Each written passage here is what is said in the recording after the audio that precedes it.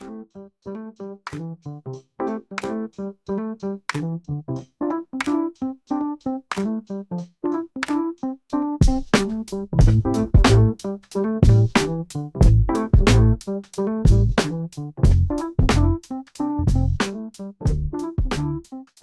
before colonial powers cast their shadows over Africa, the continent thrived as a beacon of innovation, creativity, and mastery. From the vast deserts of the north to the fertile lands of the south, ancient African civilizations excelled in art, architecture, agriculture, and metallurgy.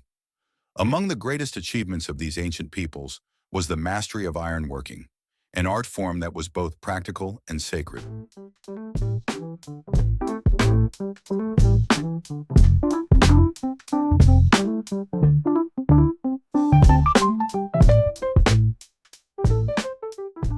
Across Africa, iron was not just a material, it was a symbol of power, transformation, and life. From the early days of the knot culture in West Africa, where some of the earliest evidence of iron smelting has been found, to the great iron-producing centers of Meroe and Nubia, African blacksmiths shaped the course of history. Their mastery of metalworking provided the tools that built kingdoms, sustained agriculture, and defended against enemies. It was an age of excellence, a time of profound knowledge, much of which has now been lost in the pages of time.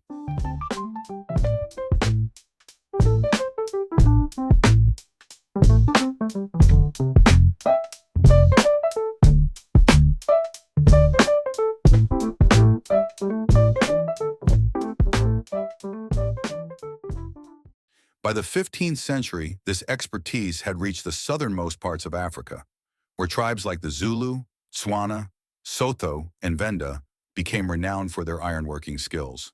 The mineral-rich lands of southern Africa provided the perfect resources for these tribes to refine and perfect the ancient craft.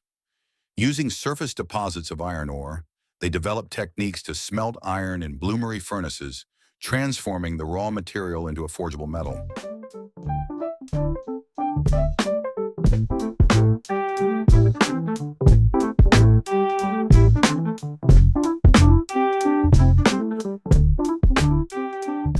The blacksmiths of southern Africa were custodians of both the practical and the spiritual. They used bellows crafted from animal hides to stoke the fires and create the intense heat necessary to melt iron ore. These forges were more than just places of work. They were sacred spaces. For many tribes, blacksmiths were believed to possess a deep, almost mystical connection to the earth. The tools they forged were not merely objects of utility, but were imbued with spiritual significance.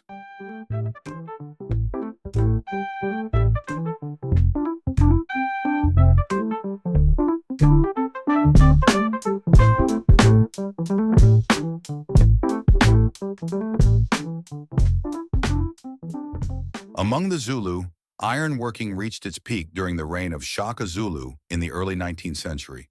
Under his leadership, iron became central to warfare.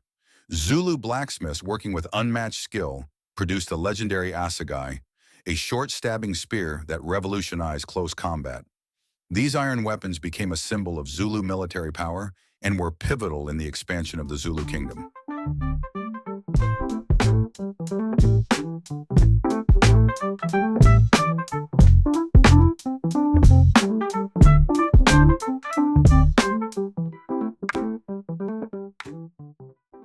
Beyond warfare, iron was equally essential for everyday life. Sotho and Tswana blacksmiths, for example, produced high-quality tools, plows, hoes, sickles, that allowed their communities to thrive through agriculture.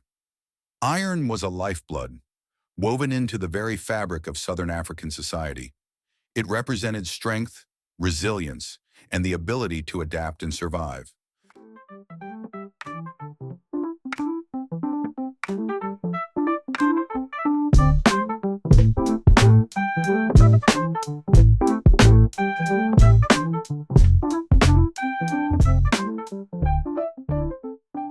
But ironworking wasn't just a craft, it was deeply intertwined with ritual and belief.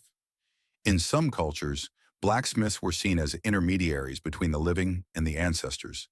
The rhythmic sound of hammer striking iron echoed through the villages, believed to call upon the spirits. Iron objects were central to rituals, from initiation rites to protection amulets, symbolizing both life and death.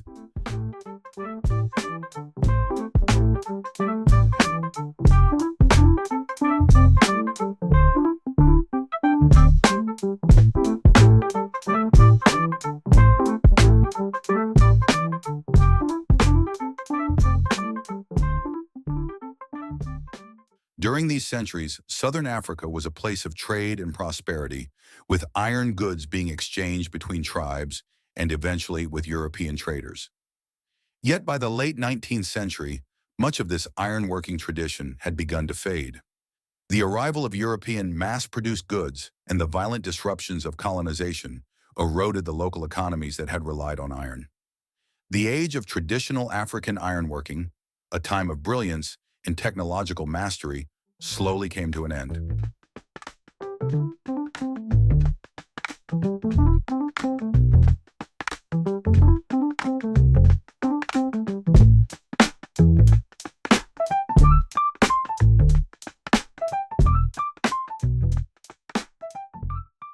During the time of Shaka Zulu, the craft of ironworking was entrusted to a particular group of people within the Zulu kingdom known as the Amalala. These communities were specialists in ironworking, recognized for their skill in smelting and forging. They were divided from the Zulu warriors and farmers, fulfilling a crucial role in the kingdom's survival.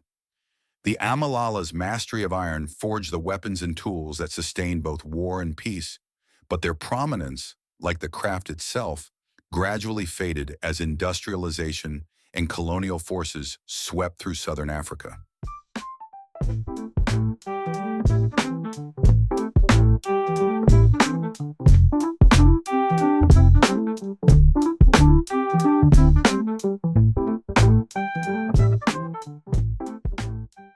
Today, the legacy of these ancient ironworkers lives on through the remnants they left behind. Iron tools, weapons, and sacred objects lie preserved in museums and archaeological sites, silent witnesses to an age of excellence. Though much of the knowledge has been lost, the story of African ironworking continues to inspire, a reminder of the ingenuity, skill, and cultural richness of the continent's ancient peoples.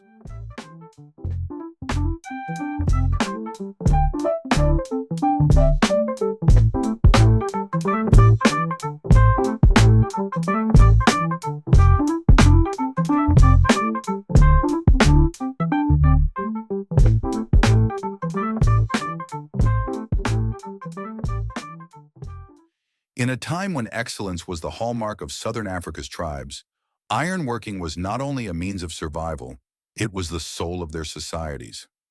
Let us remember and celebrate this lost era, where fire, metal, and spirit intertwined to create greatness.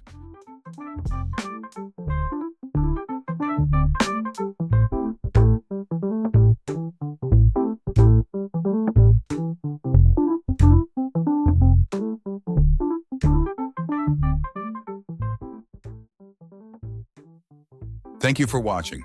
Don't forget to like, subscribe, and join us on this journey to uncover Africa's forgotten histories.